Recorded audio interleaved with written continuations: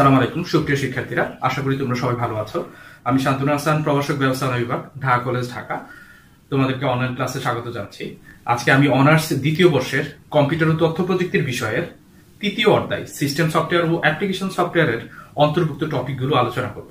Computer সফটওয়্যারের অংশ যেটা তোমাদের তৃতীয় অধ্যায়, সেটা নিয়ে আলোচনা করব। তো আমরা এই আজকের আলোচনা থেকে আমরা কি কি পাব? প্রোগ্রাম ল্যাঙ্গুয়েজের ধারণা এবং 6 নম্বর অনুবাদ সফটওয়্যার, তার মানে হচ্ছে কম্পাইলার, ইন্টারপ্রেটার এবং অ্যাসেম্বলার নিয়ে আলোচনা করব। এবং লাস্টে আমি কিভাবে একটি প্রোগ্রাম তৈরি করা যায়, অ্যালগরিদম, ফ্লো চার্ট, এগুলো নিয়েও আলোচনা করব। গত ক্লাসে আমরা তৃতীয় প্রজন্মের ভাষা এবং তৃতীয় প্রজন্মের ভাষার বৈশিষ্ট্য নিয়ে আলোচনা করে আমাদের ক্লাস শেষ করেছিলাম। আজকে আমরা তৃতীয় প্রজন্মের কিছু গুরুত্বপূর্ণ ভাষা যেমন C, C plus, Java language নিয়ে আলোচনা করব। চলো আমরা আজকের ক্লাস শুরু করি। তো আমরা থার্ড জেনারেশন ল্যাঙ্গুয়েজে আমরা সি নিয়ে কথা বলছিলাম। তো এখানে সি প্রোগ্রামিং যেটা আছে, সি প্রোগ্রামিং যুক্তরাষ্ট্রের বেল ল্যাবরেটরিতে 1970 সালে ডেনিস রিচি প্রথম সি প্রোগ্রামিং তৈরি করেন। এবং সি প্রোগ্রামিং দেখা গেছে যে এই আবিষ্কারের পর থেকে বেল ল্যাবরেটরিতেই ব্যবহৃত হতো। পরবর্তীতে দেখা যায় যে এটা জনসম্মুখে উন্মুক্ত করে দেওয়া হয়। এবং সি প্রোগ্রামিং খুব জনপ্রিয় একটা প্রোগ্রামিং ল্যাঙ্গুয়েজ, যেটা সাহায্যে আমরা দেখা যায় যে কম্পিউটারকে এই হাই লেভেল ল্যাঙ্গুয়েজের মাধ্যমে আমরা খুব সহজেই প্রোগ্রাম তৈরি করতে পারি। এবং সি এর পরবর্তী ভার্সন হিসেবে 1980 সালে সি ডাবল প্লাস, এটাও থার্ড জেনারেশন ল্যাঙ্গুয়েজ হিসেবে বের হয়। এছাড়া থার্ড জেনারেশন ল্যাঙ্গুয়েজ হিসেবে অসংখ্য ভাষা, এখানে আমরা বলেছি 500টিরও বেশি লাইব্রেরিতে প্রোগ্রাম তৈরি করা আছে। এদের মধ্যে আছে জাভা, আছে পাইথন আছে। তো জাভাটা আমাদের সবচেয়ে বেশি জনপ্রিয়। এখানে জাভার ক্ষেত্রে তোমাদেরকে জানিয়ে রাখি একটি বিশেষ ইনফরমেশন হচ্ছে, আমরা যে সি, সি প্লাস অথবা এখানে যে প্রোগ্রামিং কথাগুলো বলছিলাম যে থার্ড জেনারেশনে এই ভাষাগুলো ব্যবহার হতো, তো এখানে একটা সমস্যা ছিল যে আমার মাইক্রোসফটের যে কোনো অপারেটিং সিস্টেম আমি ইউজ করছি, কিন্তু আরেকজন দেখা গেছে যে অ্যাপলের iOS operating system, iPhone operating system সে ইউজ করছে, সিম্বিয়ান অপারেটিং সিস্টেম ইউজ করছে। তো একটার জন্য লিখিত প্রোগ্রাম আরেক প্ল্যাটফর্মে গেলে তখন কাজ করতো না। ইন্টারনেটের মাধ্যমে অসংখ্য কম্পিউটার যখন যুক্ত হতো, এক কম্পিউটার থেকে আরেক কম্পিউটার যখন ফাইল ট্রান্সফার করা হতো, ওই ফাইলটা যে কম্পিউটারে ছিল ওই কম্পিউটার ওপেন হচ্ছে, কিন্তু অন্য কম্পিউটার নিলে সেটা ওপেন হচ্ছে না। তো এই প্রোগ্রামের এই যে সমস্যাটা থার্ড লেভেলে ধরা পড়ে, এই থার্ড লেভেলের এই সমস্যাটা দূর করার জন্যই আমাদের বের হয়ে হচ্ছে এই Java third generation programming system. তো এই জাভা থার্ড জেনারেশন প্রোগ্রামিং সিস্টেমের সুবিধা হচ্ছে কি, এই জাভাতে লিখিত প্রোগ্রাম যে কোনো প্ল্যাটফর্মে নিয়ে গেলেই দেখা গেছে যে এটাকে চালানো যেত। এবং জাভা ইন্টারনেটের সাথে সংযুক্ত যে কোনো ডিভাইসের ভিতরে এই জাভা ইনস্টল করে সহজেই প্রোগ্রামিং এর কাজগুলো করা যেত। তো সেই কারণেই সার্বজনীন ভাষা এবং সহজবোধ্য ভাষা হিসাবে এই জাভা ল্যাঙ্গুয়েজটা খুব সহজেই জনপ্রিয়তা পেয়ে যায়। এরপরে এখানে আমরা থার্ড জেনারেশনের পরে চলে যাবো চতুর্থ প্রজন্মের ভাষাতে। চতুর্থ প্রজন্মের ভাষাতে মূল যে কথাটা হচ্ছে, চতুর্থ প্রজন্মের ভাষাকে আমরা এখানে বলতেছি হচ্ছে ভেরি হাই লেভেল ল্যাঙ্গুয়েজ। এখানে চতুর্থ প্রজন্মের ভাষার জন্য এখানে কম্পিউটারের প্রসেসরের প্রসেসিং ক্যাপাসিটি খুব হাই থাকা লাগে, এবং কম্পিউটারের প্রসেসিং ক্যাপাসিটি হাই থাকে এই চতুর্থ প্রজন্মের ভাষাগুলো কম্পিউটার খুব সহজেই বুঝতে পারবে এবং কম্পিউটারের ভাষায় খুব সহজেই প্রোগ্রাম তৈরি করা যাবে। তো সেই কারণেই এটাকে আমরা র্যাপিড অ্যাপ্লিকেশন ডেভেলপমেন্ট টুল বা র্যাড হিসাবেও এই চতুর্থ প্রজন্মের ভাষাটাকে বলে থাকি। এছাড়াও এখানে স্পেসিফিক কোয়েরি ল্যাঙ্গুয়েজ হিসাবেও আমরা এই যে এই চতুর্থ প্রজন্মের ভাষা যেটা আছে এটাকে বলে থাকি, যে সংশ্লিষ্ট যে কোনো কোয়েরির ক্ষেত্রে রিপোর্ট জেনারেশন বা ডাটা সঞ্চালন আমার চতুর্থ প্রজন্মের ভাষাটা ব্যবহৃত হয়। এবং এখানে ইংলিশ ল্যাঙ্গুয়েজটা এখানে প্রচলন হয় বা এখানে প্রচলিত বেশি। এবং এখানে চতুর্থ প্রজন্মের ক্ষেত্রে এখানে কম্পিউটারের সাথে প্রশ্ন করে খুব সহজেই কম্পিউটারের সাথে প্রশ্ন করে এখানে কোশ্চেন আনসারিং এর মাধ্যমেই প্রোগ্রামিং এর কাজগুলা করে ফেলা যায়। এখানে প্রোগ্রাম লেখার জন্য প্রোগ্রামারকে পুঙ্খানুপুঙ্খভাবে বিস্তারিতভাবে পুরো প্রক্রিয়ার বর্ণনা দিতে হয় না। এখানে ফোর্থ জেনারেশন ল্যাঙ্গুয়েজটাকে আমরা নন প্রসিডিউরাল ল্যাঙ্গুয়েজে বলি, যেটা খুব সহজেই খুব সরল ভাবে প্রক্রিয়াকরণের ফল দিতে পারে। তো সেই কারণেই আমরা এটাকে খুব জনপ্রিয় ফোর্থ জেনারেশন ল্যাঙ্গুয়েজ বলে থাকি, এবং এটা এখানে ফোকাস আছে, ইন্টালেক্ট আছে, এগুলোকে আমরা ফোর্থ জেনারেশন ল্যাঙ্গুয়েজ বলি। এরপরে চলে আসা হচ্ছে আমাদের পঞ্চম প্রজন্ম। পঞ্চম প্রজন্ম 1980 সাল থেকে শুরু, এবং পঞ্চম প্রজন্ম এখানে এই প্রজন্মের ভাষাকে আমরা ন্যাচারাল ভাষা বলেছি, যে মানুষের ভাষা, যেটা ন্যাচারাল ল্যাঙ্গুয়েজ, যেটা মানুষের ভাষার মধ্যে মানুষের ভাষাকেই বুঝতে পারবে এরকম আর কি। তো এখানে মানুষের ভাষা যেমন বাংলা, ইংরেজি, আরবি, স্প্যানিশ, এই সবগুলোই প্রজন্মের ভাষাতে যে প্রোগ্রাম লেখা যাবে এই সবগুলো ল্যাঙ্গুয়েজে। এবং এখানে পঞ্চম প্রজন্মের ভাষাতে এই মানুষের ভাষাটাকেই প্রোগ্রামিং ল্যাঙ্গুয়েজে কনভার্ট করে, এই ন্যাচারাল ভাষাটাকেই প্রোগ্রামিং ল্যাঙ্গুয়েজে কনভার্ট করে এটাকে অনুবাদক সফটওয়্যার দিয়ে মেশিন ল্যাঙ্গুয়েজে কনভার্ট করে আমরা খুব সহজেই যে কোনো প্রোগ্রাম তৈরি করে ফেলতে পারবো ভবিষ্যতে। তো এই পঞ্চম প্রজন্মের ভাষাতে আমাদের কৃত্রিম বুদ্ধিমত্তার প্রয়োগ হবে, কারণ এখানে পঞ্চম প্রজন্মের ভাষা যেহেতু মানুষের স্বাভাবিক কথাকেই আমার এখানে ল্যাঙ্গুয়েজ হিসাবে কম্পিউটারের কমান্ডে নেওয়া হবে, সেই কারণে এটা নিয়ে এখনো গবেষণা চলছে, এবং এখানে কৃত্রিম বুদ্ধিমত্তা এখানে প্রয়োগ করে পঞ্চম প্রজন্মের কিছু কিছু প্রয়োগ এখন আমরা দেখতে পাচ্ছি। তো দেখা যাবে পঞ্চম প্রজন্মের পুরোপুরি প্রয়োগ অদূর ভবিষ্যতে আমাদের কাছে চলে আসবে। তো আমরা এতক্ষণ কথা বলতেছিলাম যে প্রোগ্রামিং ল্যাঙ্গুয়েজ নিয়ে।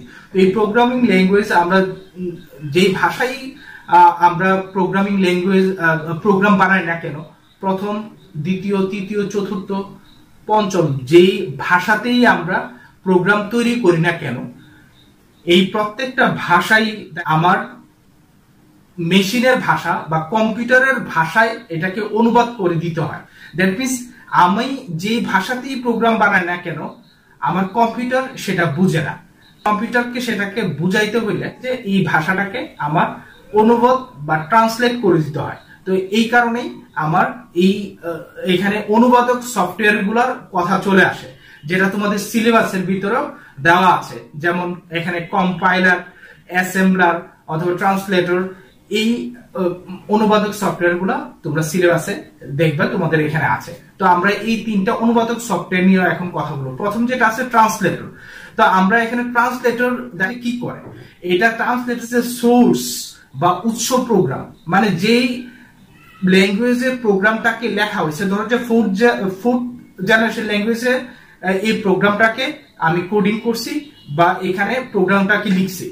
তো এই যে সোর্স প্রোগ্রামটা, এটাকে অবজেক্ট প্রোগ্রাম বা আমার মেশিন ল্যাঙ্গুয়েজে 0-1 বাইনারি সিস্টেমে বুঝার জন্য এটাকে অনুবাদ করবে এই ট্রান্সলেটর।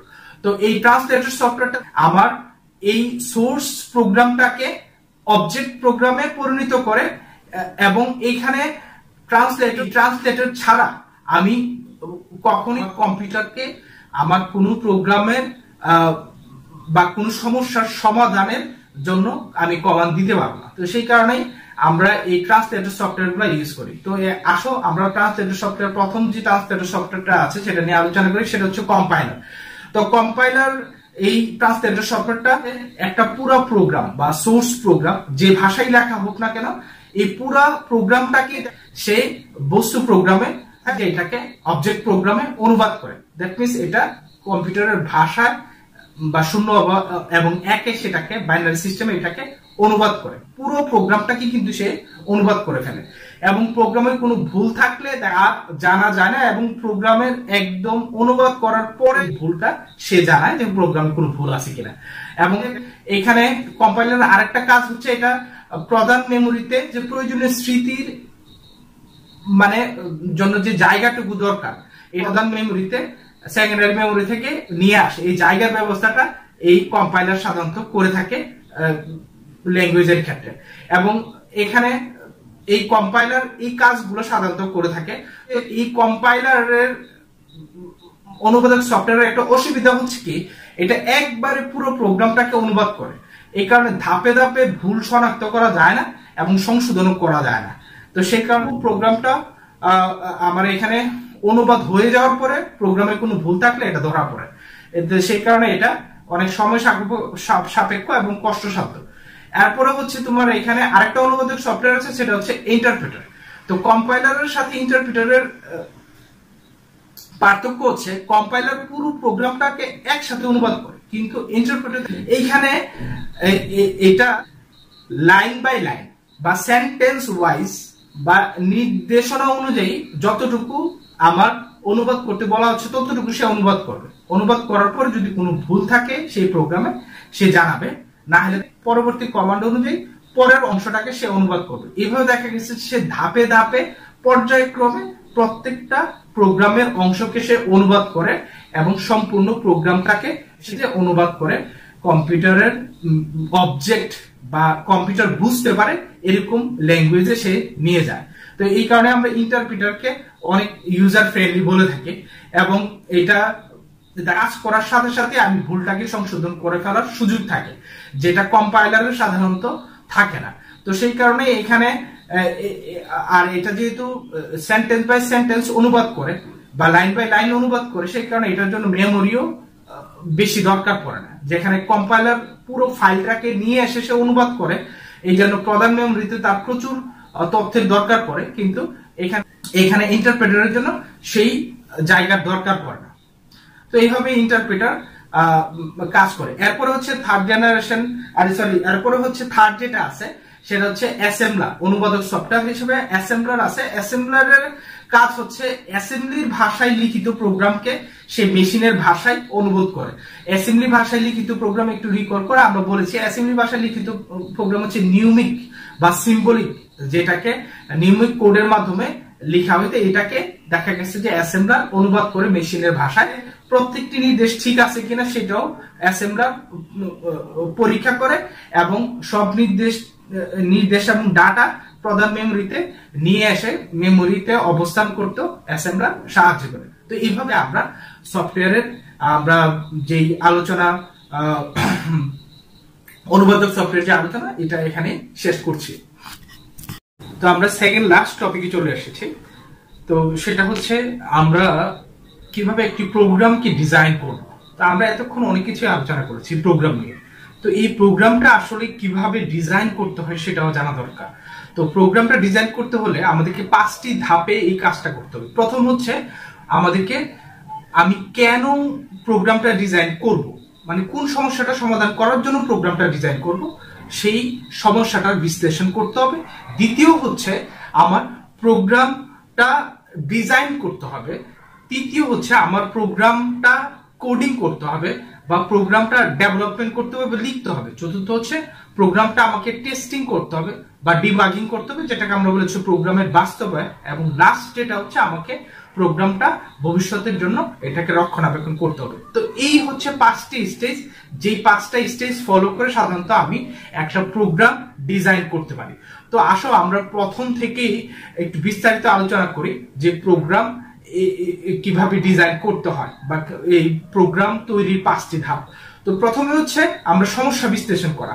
তো সমস্যা বিশ্লেষণ বলতে আসলে আমরা কি বুঝি?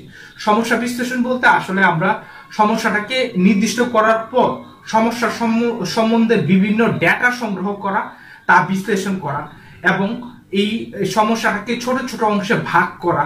প্রয়োজনে ধরো তোমার চার্ট, তালিকা, গ্রাফ ইত্যাদির আশ্রয় নিয়ে সমস্যাটাকে ছোট ছোট অংশে ভাগ করে ফেলা, এবং এই সমস্যাটাকে ভাগ করে আমি মূল সমস্যাটা কি সেটা বের করে এই মূল সমস্যাটাকে কিভাবে সমাধান করা যায় সেটা সমাধান আমি বের করে ফেলতে পারবো।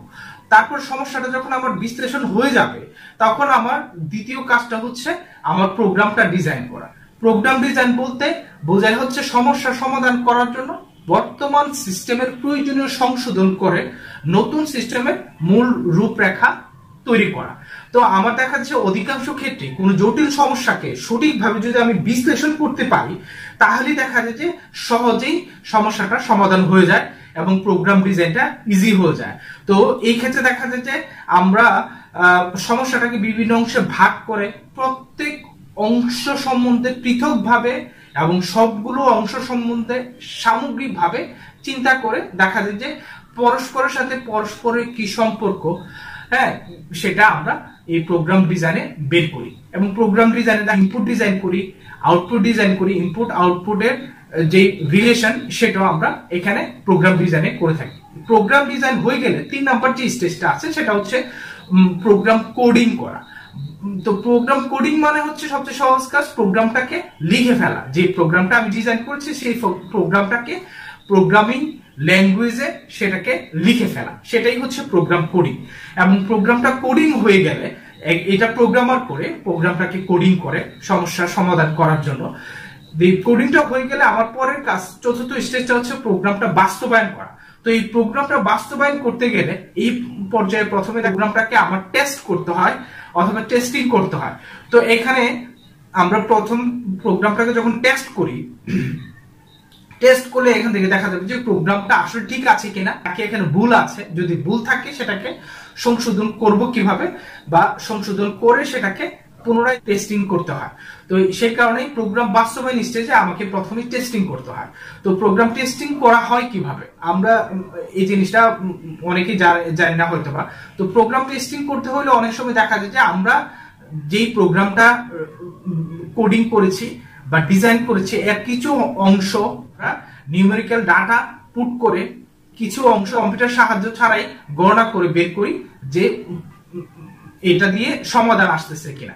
যদি দেখা যায় যে নির্ভুল আমার রেজাল্ট আসে তখন আমার প্রোগ্রাম টেস্টিং ওকে, আমি পরবর্তী স্টেজে বা প্রোগ্রামটা বাস্তবায়ন স্টেজে চলে যেতে পারি। আর যদি রেজাল্ট ঠিক না আসে, আমি যদি এই ডাটাটা ম্যানুয়ালি করে দেখি যে এটা ঠিক আছে, আবার আমি যখন কম্পিউটারে এই ডাটাটা আবার সেম অংশটা যখন আমি ছোট অংশ ডাটা আকারে লিখে যখন আমি এটা কম্পিউটারে ইনপুট দিই, যখন দেখা যায় যে রেজাল্ট ঠিক আসতেছে না, তখন বোঝা যায় যে প্রোগ্রামে ভুল আছে। তখন আবার ওই প্রোগ্রামটাকে সংশোধন করে, ভুলটা সংশোধন করে পরবর্তীতে প্রোগ্রামটা আবার লিখতে হয়। তো এটাকে আমরা সাধারণত প্রোগ্রাম টেস্টিং স্টেজ বলি।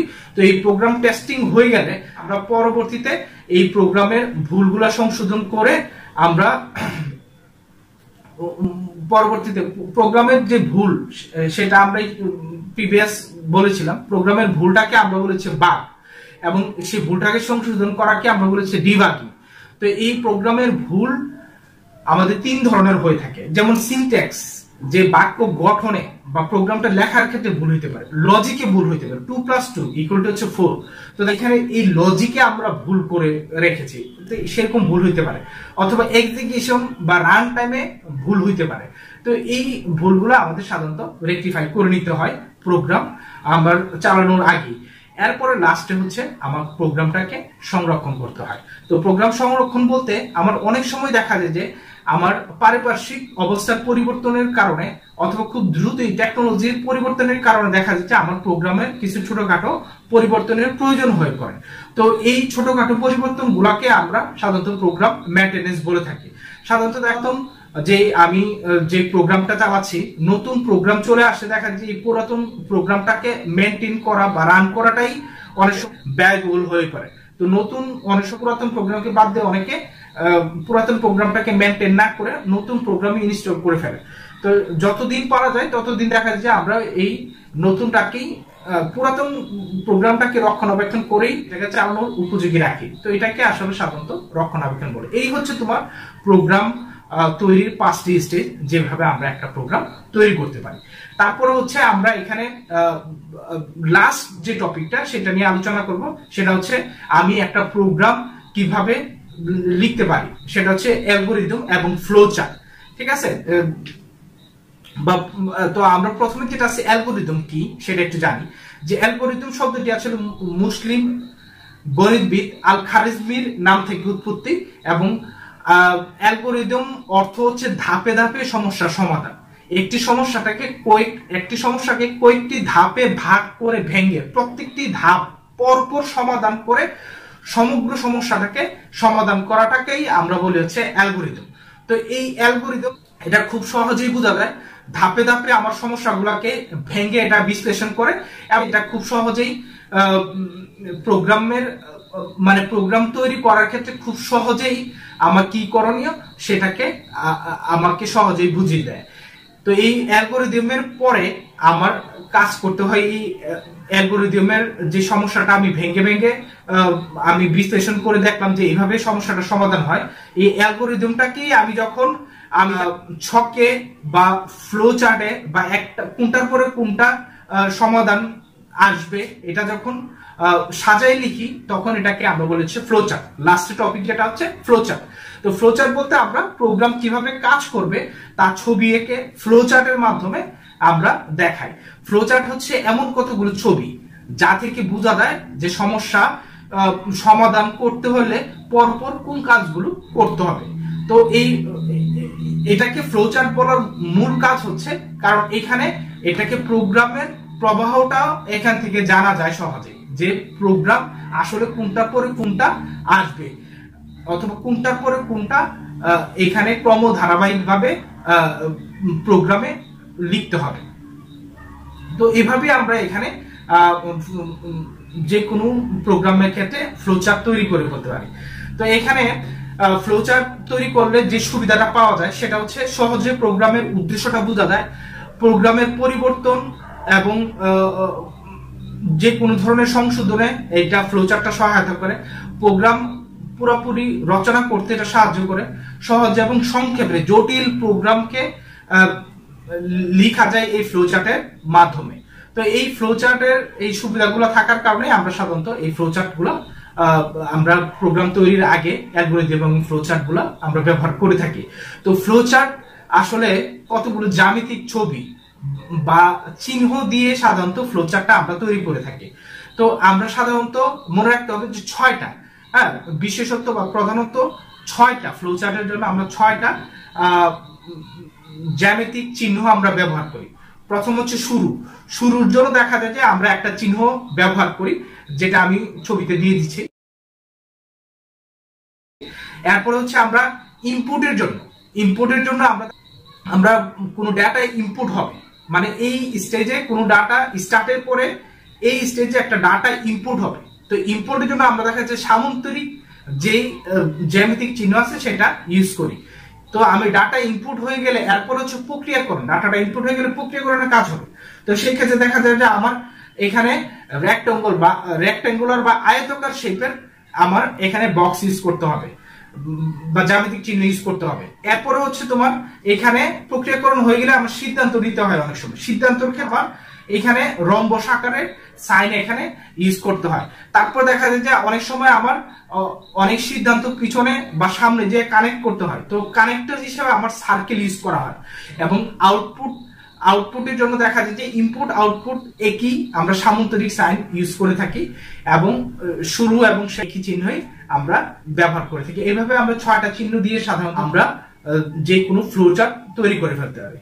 তো ফ্লোচার্টকে আমরা সাধারণত 2টা ভাগে ভাগ করে আলোচনা করি। একটা হচ্ছে সিস্টেম ফ্লোচার্ট আর একটা হচ্ছে প্রোগ্রাম ফ্লোচার্ট। সিস্টেম ফ্লোচার্ট হচ্ছে ডেটা প্রক্রিয়াকরণের পদ্ধতি বিভিন্ন অংশের মধ্যে প্রক্রিয়াকরণের প্রবাহ দেখায়, যে ডেটা প্রক্রিয়াকরণের পদ্ধতির বিভিন্ন অংশ স্টেপ বাই স্টেপ কিভাবে হবে সিস্টেম ফ্লোচার্টে দেখায়। দ্যাট মিনস আমরা প্রথমে ডেটা আমরা গ্রহণ, ডেটা প্রক্রিয়াকরণ, সংরক্ষণ, ফলাফল প্রদর্শন, এই 4টা স্টেজ সাধারণত এই সিস্টেম ফ্লোচার্টে দেখানো হয়। এরপরে প্রোগ্রাম ফ্লোচার্ট হচ্ছে প্রোগ্রামের বিভিন্ন ধাপের বিস্তারিত বিবরণ এখানে দেওয়া হয়। এই ফ্লোচার্ট অনুসারে কম্পিউটারের প্রোগ্রাম রচনা করা হয়। তো প্রোগ্রাম ফ্লোচার্টে প্রোগ্রামের বিভিন্ন ধাপের বর্ণনা এখানে দেওয়া হয়। তাছাড়া প্রোগ্রামের ভুল নির্ণয় ও সংশোধনের ক্ষেত্রেও এই প্রোগ্রাম ফ্লোচার্টটা। এখন আমরা অ্যালগরিদম ও ফ্লোচার্টের 2টি উদাহরণ দেখব। প্রথম উদাহরণটি দেখো, স্ক্রিনে দেওয়া আছে 3টি সংখ্যার গড় বের করতে বলা হয়েছে। স্টার্ট থেকে শুরু করে আমরা প্রসেসিং এ এবিসি দেখছি।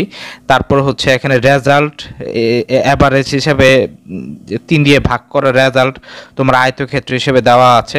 এভাবে আমার রেজাল্টের পরে স্টপ এবং স্টার্টিংয়ে দেখো একই চিহ্ন ব্যবহার করা হয়েছে। তো এভাবেই আমরা যে কোনো অ্যালগরিদমে যে বাম সাইডে দেওয়া আছে প্রবলেম ভাগ করে এবং ডান সাইডে ফ্লোচার্ট এভাবে সিরিয়ালি একে বের করতে পারি। এরপরে হচ্ছে দ্বিতীয় প্রবলেমটা দেখো। দ্বিতীয় প্রবলেমটাতে একটা এরিয়া ক্ষেত্রফল বের করতে বলা হয়েছে, A × B দেওয়া আছে এবং সেমভাবে স্টার্টিং এবং স্টপ সেম এবং রিডিং যে আমাদের যে রম্বসের মতো যেটা দেওয়া আছে এটার প্রসেসিং করছে এবং এখানে এরিয়া হিসাবে রেজাল্ট বের করা হয়েছে। তো এভাবেই আমরা ফ্লোচার্ট থেকে যে কোনো একটা অ্যালগরিদমের সাহায্য নিয়ে সমস্যার সমাধান করতে পারি।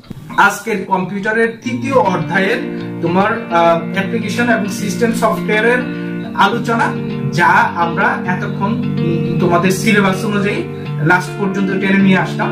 যদিও লেকচারটা অনেক দীর্ঘ হয়েছে, তারপরে তোমরা ধৈর্য ধরে শোনার কারণে তোমাদেরকে ধন্যবাদ। আমি আশা করি এখান থেকে তোমরা যদি ভালো করে এখানে যে কোশ্চেনগুলো আমি আলোচনা করেছি সবগুলো অধ্যয়ন করো, অবশ্যই তুমি পরীক্ষাতে উপকৃত হবে। ধন্যবাদ সবাইকে।